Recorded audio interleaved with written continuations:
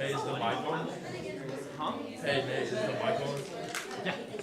Hey, go check out the camera. I mean, not the cameras, the stickers that they made. They can't hear you. Focus on me. Hey, go check out the stickers they made. They definitely heard that one.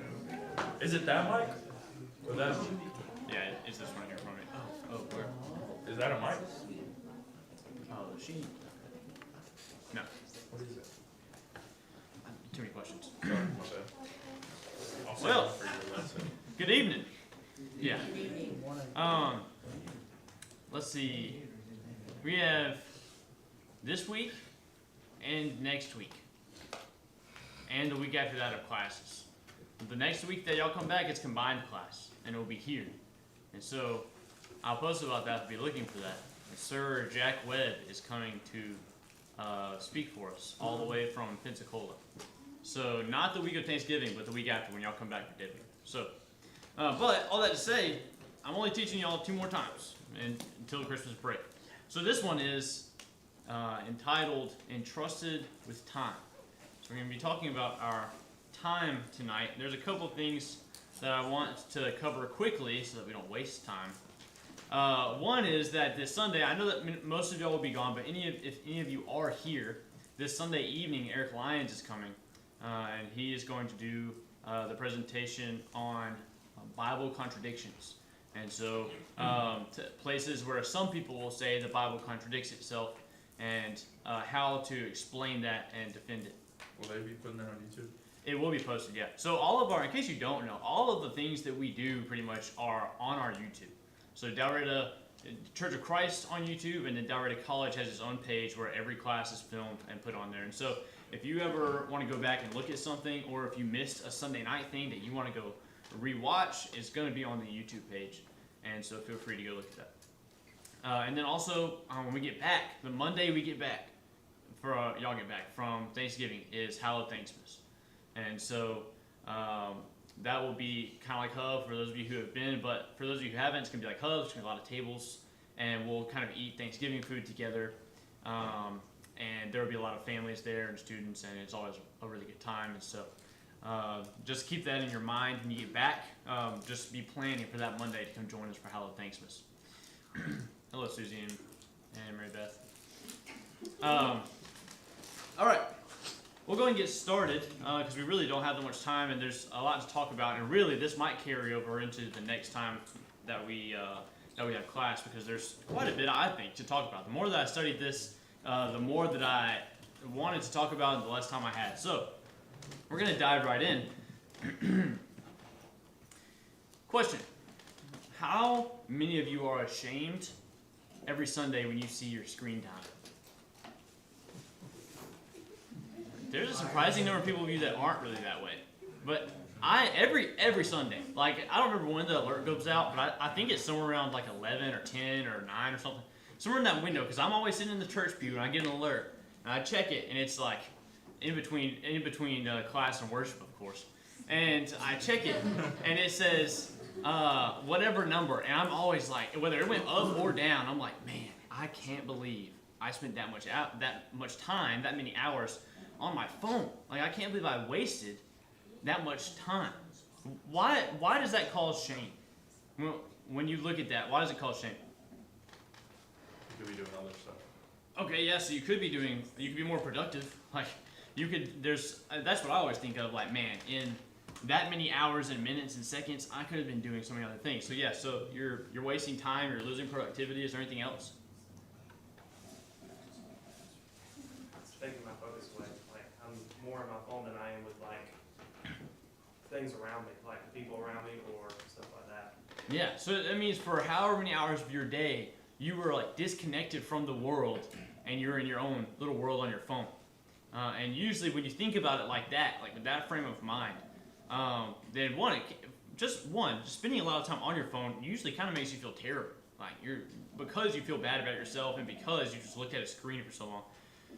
But 2, you've been in your own world for however many hours and minutes and seconds, and away from everything that's actually around you. Like, like I've always heard, be where your feet are, but you're really not where your feet are if you're just always on your phone.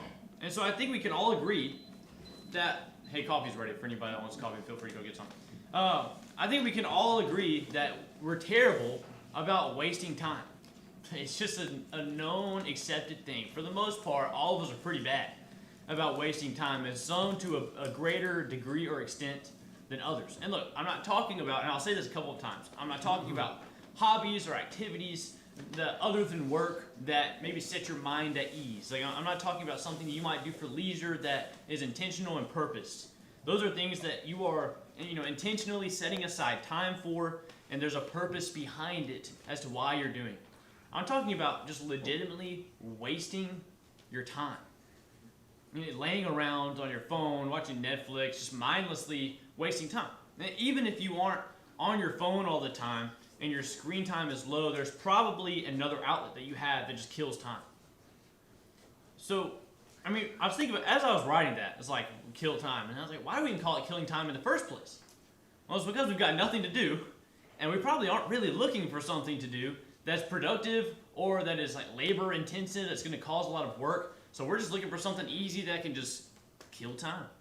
And so we just want to find something to keep us occupied and keep our mind just kind of gradually going, even though we're really not doing anything until the next thing that comes.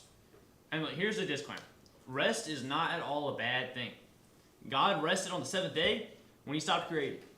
And we get to share in that by, we have the ability to work and create, but we also have the blessing of rest. Rest is great and it's very needed, but rest is the reward of productive time. Work's reward is rest. And so the reason that this is an important topic for right now is because we're all about to go see our families. We're all about to have some time off, spend some time sitting around the house, probably doing a lot of nothing. That's how I spent a lot of my breaks when I could. If I wasn't traveling around, then I was probably sitting in a house somewhere, enjoying not having to think about the classes and papers. And look, there's nothing wrong with taking a rest from the semester or taking a break, spending time with family. That's an intentional time spent away from school. But generally speaking here, how do we use our time? Specifically, talking about the holiday season coming up, how are we going to use that time? Will we use it intentionally, or are we going to just kind of let it waste away? So when thinking about the couple of weeks of school that we have left of this semester and then all of next semester, how are we going to use your time for the rest of the semester and then when we go to the next one? College students, and I'm 23, so I'm kind of in the same boat here. We are notoriously bad at time management. And it is a generational thing. Like, everybody, to an extent, would say, yeah, I'm not great at time management. I think there are not going to be many people that say, I'm actually an expert at managing my time.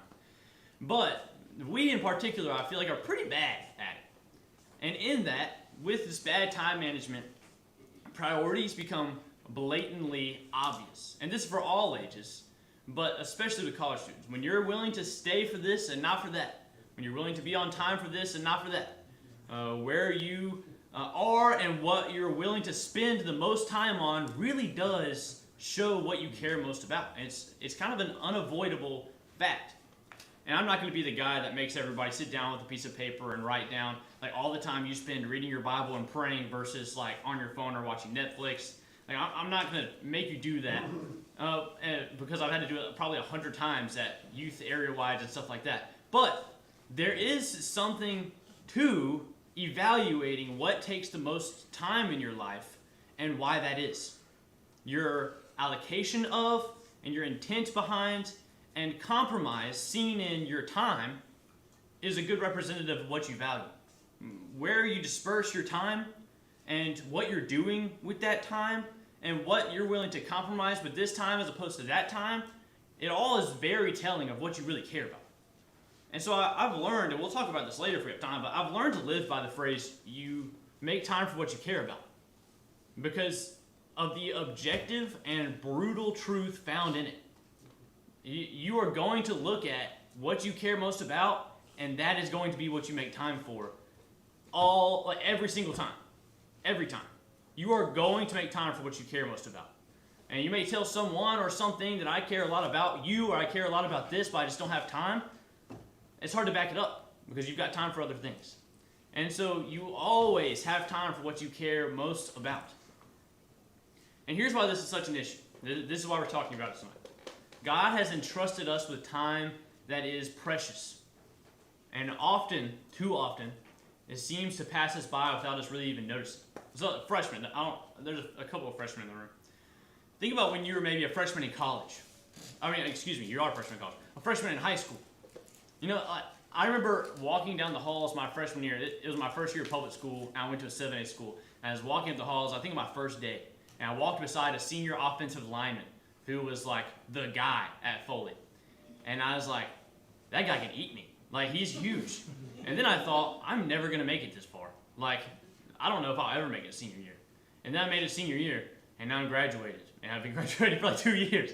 And I think about that moment, because I think, man, like, time seems to move so slow.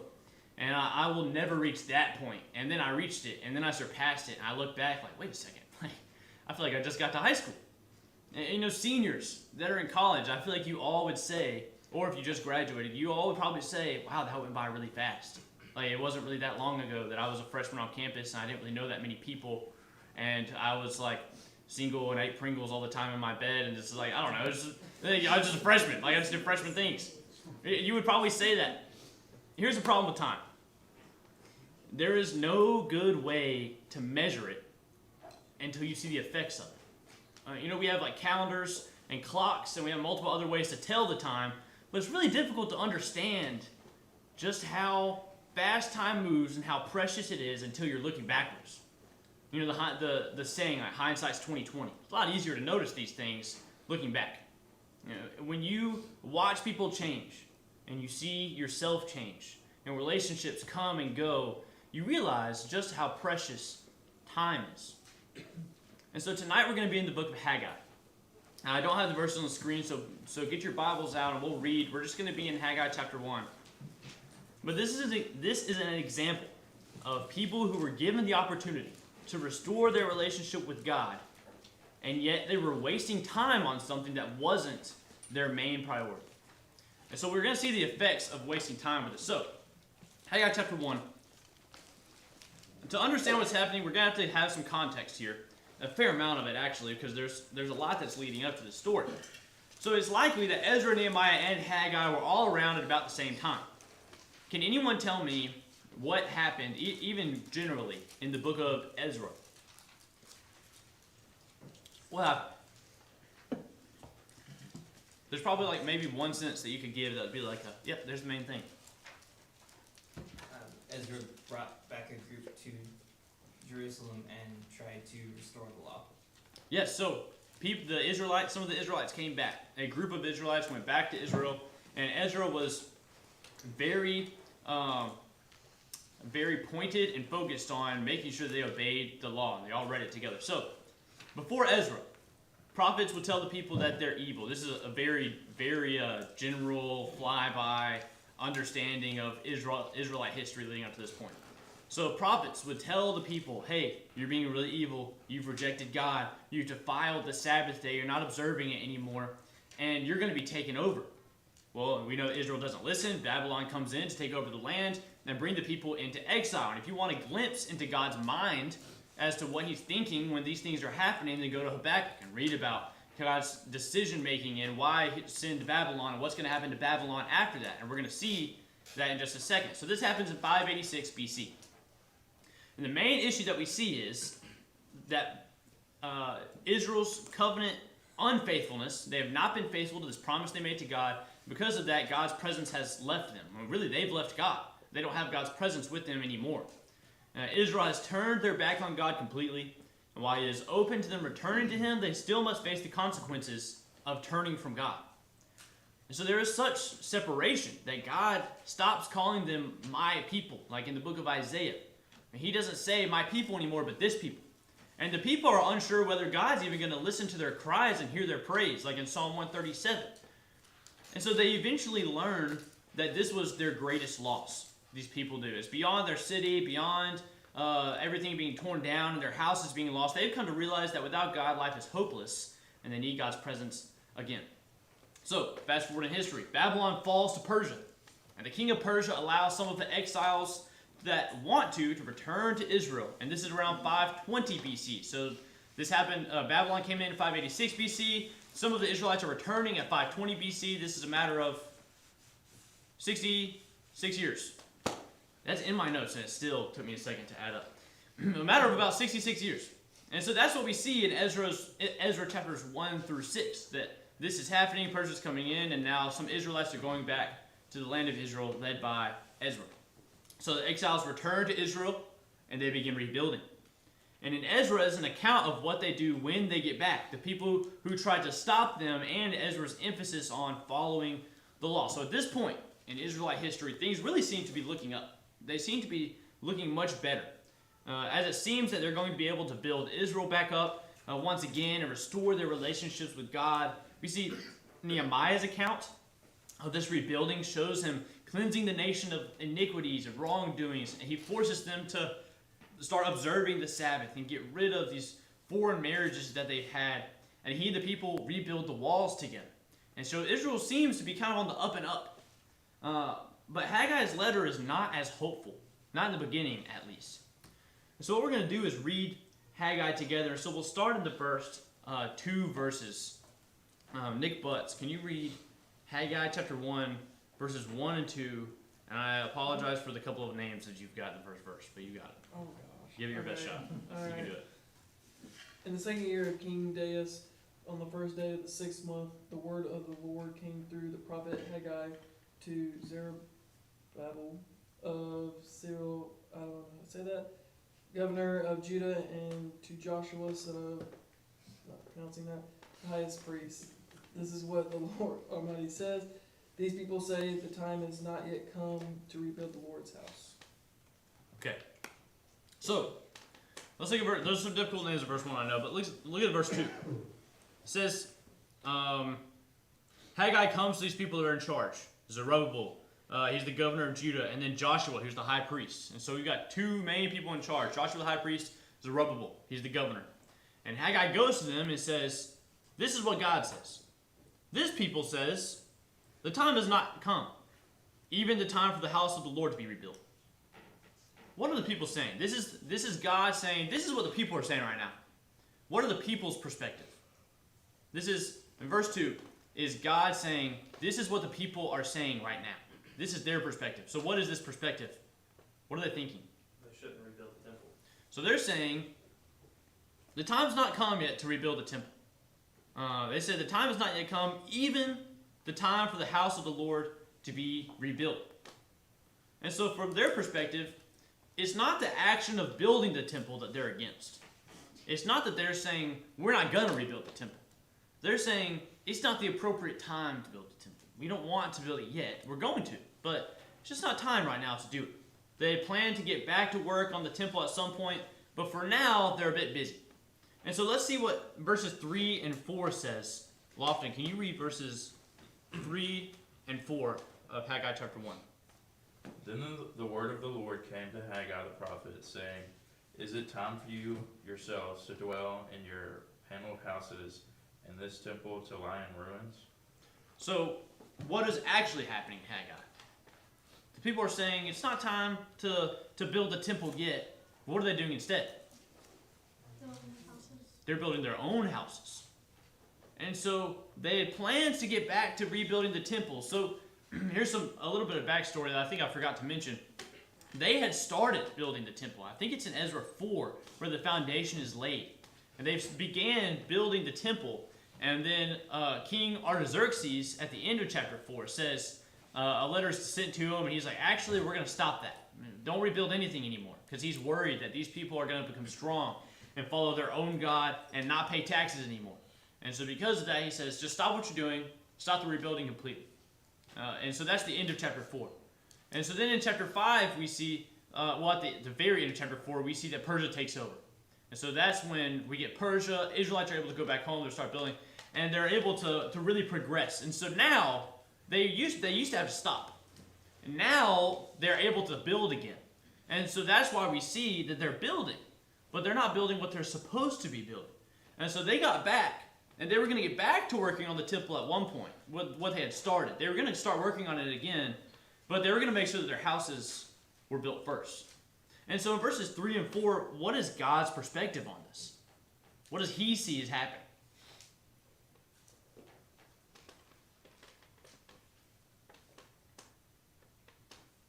themselves first.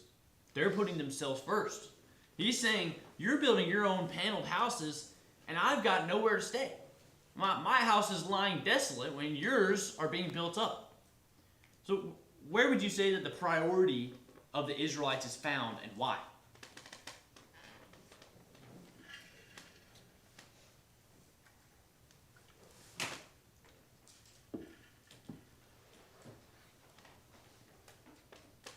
Colby, what is the priority of the Israelites right now?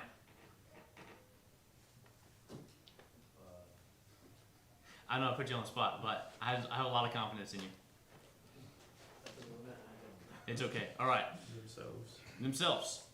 Their priority is themselves. They wanted to rebuild their own houses. And why do you think that that was their priority? How do you see that? It's an easy question. With them building their own houses first. Because they were spending their time to build their own houses first. Now remember, the reason that they had to leave the land was what? The reason they got sent into exile. They're unfaithful. They were unfaithful. They turned their back on God. God's presence left. They get back to the land. There's a chance to restore their relationship with God. And what do? Build their own houses. Not the house of God. See how frustrating that would be to God? And so he's saying, you got brought back to your land, and you're building your own houses because you say the time hasn't come yet. Well, the time is now. It says, you're building your own paneled houses and leaving my house desolate, in ruins. Now, he sees that, and he sees that that's their priority. Why? Because that's where they're spending their time. Their time is being spent on themselves. Is the Israelites, is them rebuilding their homes, their houses, is this a bad thing? No. What's the issue then? Their priorities. Their priorities. Which is seen in the fact that they're spending time building their houses and not spending time building the house of God. And this is not a matter of, we're not going to build God's house at all. And it's not that, it's, we'll just do it later. It's complete neglect. They're not even touching it. They're only building their own houses. So let's talk about, wow, that was a bad voice crack. Let's talk about this verse for a second with a couple words. Let's talk about the word paneled. I think it's interesting. Maybe it'll add a little bit of a picture, I guess, to this. So in verse 4, is it time for you yourselves to dwell in your paneled houses while this house lies desolate? What would God mean? So there's two different possible translations to this word. One could denote or mean like luxury. And this is how it's typically read or understood. That the word would be used, the word is used for like royal dwellings. We see it in 1 Kings chapter 7, verse 3. That this word is used as a royal dwelling, a fancy place, if you want to go with that. And so if this is the case, then it implied that they are using expensive and luxurious wood and making sure that their houses are really nice and that they had a place to live that was comfortable before moving in and moving on to God's house, which lies desolate. And so there's this huge contrast between you're building yourselves paneled houses, like not even just houses, paneled houses, nice wood, fancy, expensive, luxurious, and you're leaving God's house in ruins and desolate. And so you would have that contrast. Some people think that the word should be translated roofed. And so some scholars would think that this is a better translation. In this case, God would be pointing toward the completeness of the other houses. The houses that they're building, well, your houses are complete. You've got a roof over your house. And yet, mine is lying desolate. This would be the contrast. And so either way, very similar. And I'm sure that you're looking at this like that's really not that big of a deal. But either the main idea that you should be getting here is this word paneled is not just, okay, like they have walls in their house. It means something. It either means you're building fancy houses or your houses are complete. Your houses have roofs and mine doesn't. Your house is either fancy and mine is desolate, or your house is complete and mine is desolate. But either way, the contrast is they spent so much time on their own houses and their own stuff that they have neglected God's house completely. So either way, the issue is that God's house is incomplete. And not only is it incomplete, but nobody's even taking the time to work on it at all. And this is really the main issue. It's probably not, I would think, it's probably not that they were rebuilding their own homes or their own houses. I don't think that that necessarily is the issue, but more so that they were neglecting God's house completely. They weren't even touching it. They just left it to make sure that they themselves were taken care of. When who was it that was taking care of them in the first place throughout all of their history? Well, it was God. God's the provider. And God guided them through Egypt and helped them escape. Like, he's been with them this whole time, and now they're only building their own houses. Jeremy. I don't want to step on what you're getting to, but I think this is connected with the lesson on giving, because what you see in the coming verses is they're in a very insecure position. They're struggling economically, and they haven't figured out why. They should have, but they haven't. Mm-hmm. And so they're seemingly kind of hoarding their time. And it reminds me of what a lot of people said about their giving, like, well, I can't do that now, I'll do that when I have more. And so the idea of, well, I'm just not secure yet in what I've got, and until I get to that point, I can't do what God's asked me to do, and God's about to make the point, you're not ever going to get to that point until you do what you're supposed to do. Mm-hmm. So, the lesson on giving is exactly the same as what's going on here. If you can't figure this out when you have a little, you're not going to figure it out when you have a lot either. Absolutely. That's a great connection. It's one that, like, you could use this because of what is happening and how relevant this concept is. You could apply this to multiple different things. Any time that the idea is you are taking something that is God's and not giving it back to him. God has entrusted you with something and you're not showing it back to him. Well, you could use this exact story of people who had an opportunity and a time to give back to God and be thankful that they were back in their land, and they didn't. And they were trusting in themselves and relying on themselves. And we'll get to that about how they were poor and such in just a second. But that was a great point. So let's look at ourselves for a moment. And when you think about what they were doing with these houses was not necessarily a bad thing, rebuilding their houses. In fact, I would say it's probably a good thing. God would probably want them to rebuild their house at some point. But his house first. And that's the issue. So let's think about ourselves for a moment. Discussion.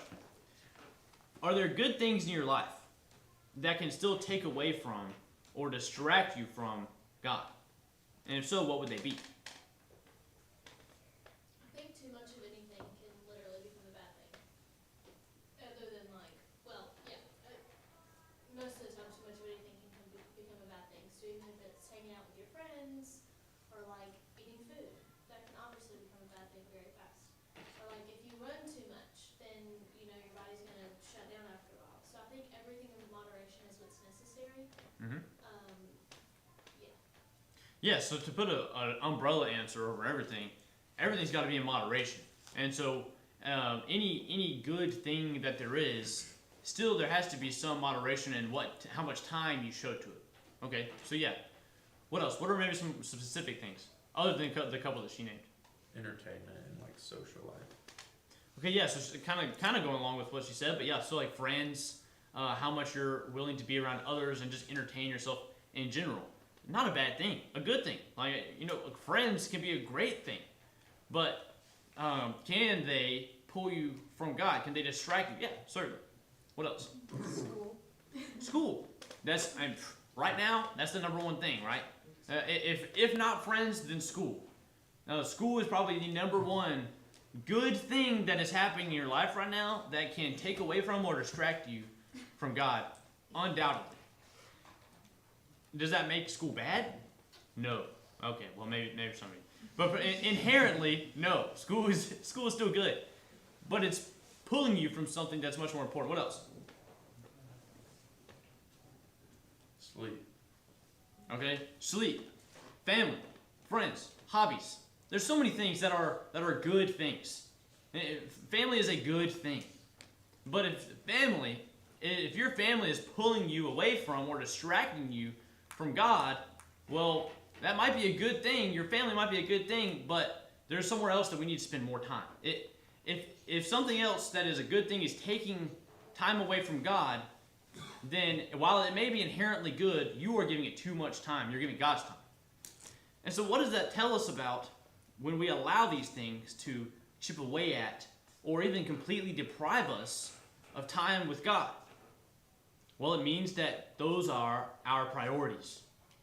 While all of these things can be great and necessary things, if they're taking away from your service and devotion, commitment to God, then how can you use your time to give glory to God when you're not giving Him any time? God entrusts us with time. And if we're spending it on people and places and activities that keep us from God and His people, or keep us from showing love to others, then are we glorifying God with our time? Is God pleased with you prioritizing like an assignment for days on end and neglecting Him by not meeting with the body, or time with Him in reading and prayer? Well, the assignment's a good thing. You need to turn it in. But should that be a thing that pulls you away from time with God? Well, no, of course not. But if it is, that's your priority. You know, what paper or assignment or person or hobby deserves your time more than God, the one who gave you the time? And so this is kind of the main point. The inherent goodness of what you're spending time on does not make it time well spent if it's cutting into time that should be God's. And look with me in Ephesians chapter 5.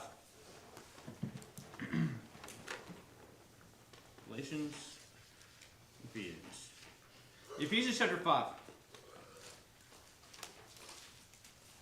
Beginning verse 15. It says, therefore, so right before this talks about, my little subtitle here says being imitators of God. It talks about walking in love and how that is supposed to happen. And so Paul talks about how to walk in love as a Christian. And in it he discusses how we use our time. He says, don't walk in darkness, but walk as children of light. And what is one thing that he uses to describe walking as children of light? Well, right here, verse 15. Therefore, be careful how you walk, not as unwise men, but as wise, making the most of your time, because the days are evil. So then do not be foolish, but understand what the will of the Lord is. He says, what is one thing or some things that he uses to describe walking as children of light? Well, looking carefully and wisely as people who are entrusted with time and are using that time with wisdom as God's children. So question, is there a difference between things that are beneficial, or in allusion to the word good? Is there a difference between things that are good to spend time on and things that are wise to spend time on? Is there a difference? What would be the difference?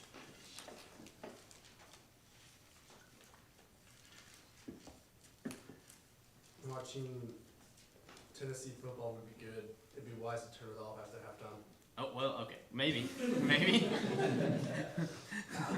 Maybe so. What else? I mean, I'm thinking like, if you're talking about school, like if you have something that's due, something like paper or something like that, but I'm like, I'll push that to the side, I'm going to the gym.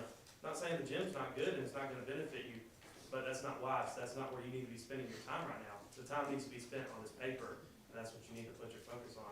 And put the other thing that can come at any other time, put that on the back burner instead of something that's time critical. So what makes doing your schoolwork, man, to go along with the example, what would make that more wise? I mean, if there's like a due date, and it's more like a time crunch is what I was thinking. Okay, so maybe it's a bit more urgent, so that could certainly play a factor.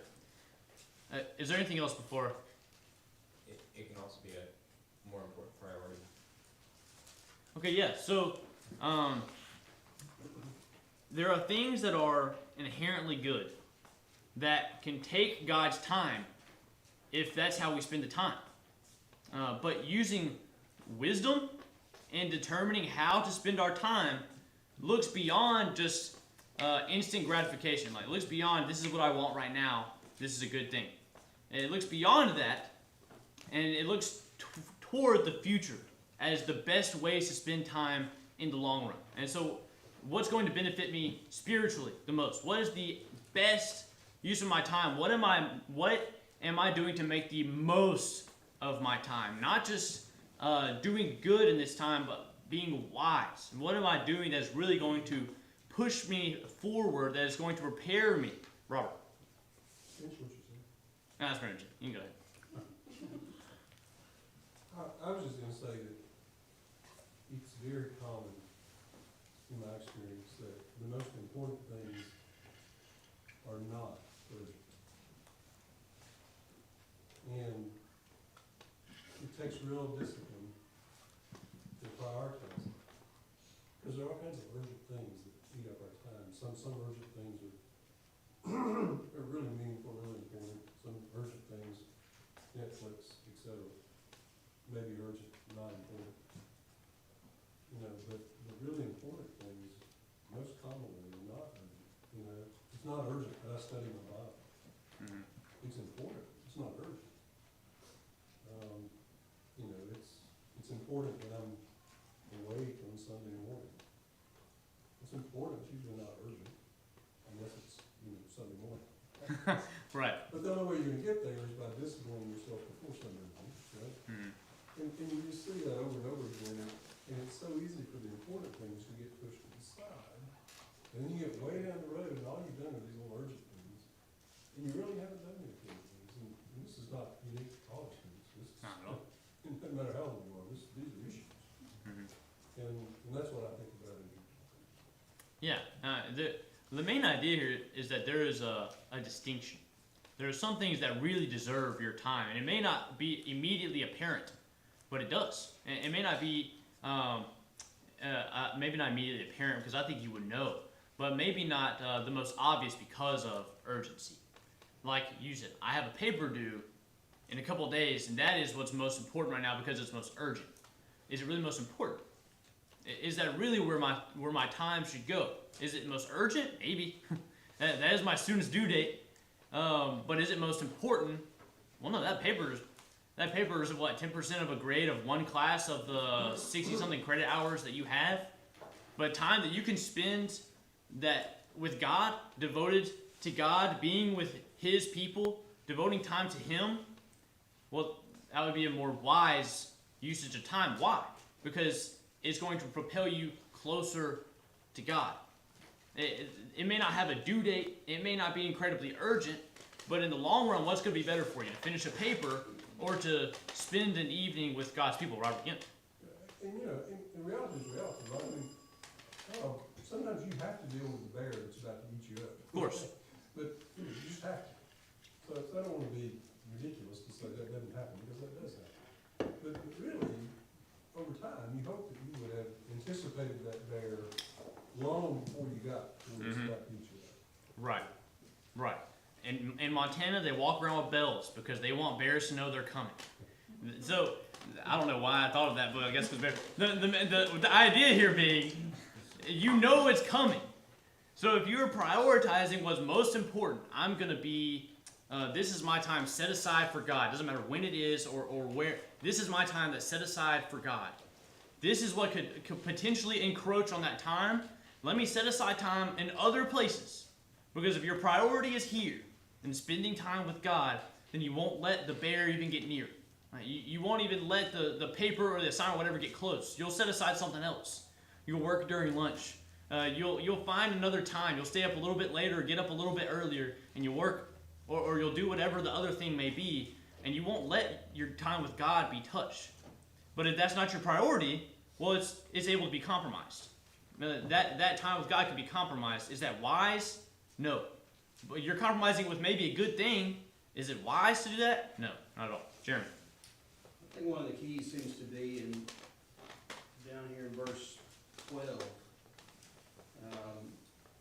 in verse 13, is kind of your solution. When the people go back to fearing the Lord, like it's not really even about time anymore, because that's when their heart gets where it's supposed to be, the time is going to be spent right. Whether they build their own house or whether they build in the temple, if they fear the Lord, they're going to be good. And then he says, "I'm with you." And before, he's not been with them. He's been trying to show them in every way he can. I'm not with you right now, and you need to get your heart back where it's supposed to be. So sometimes we talk about carving up our time exactly right, and we should. But if we think that we should just give God a piece of that, I think that's the wrong mentality. God wants our heart. And if He's got our heart, then the specifics of how we spend our time is not really the issue. It is and it isn't. we're going to involve him. If I have to build my own house, I'm gonna involve him in that. If I have to, spend time with my friends, if I want to do that, he's gonna be involved in that too. And so, Right. it's not about giving God a piece of the pie, it's about baking him into all of it. Right. Right, and that's what we talked about 2 weeks ago with being vessels, right? Honorable vessels. And the main idea was we were entrusted with a heart. And what are we going to do with it? What's going to be the priority? What are we going to fill it with?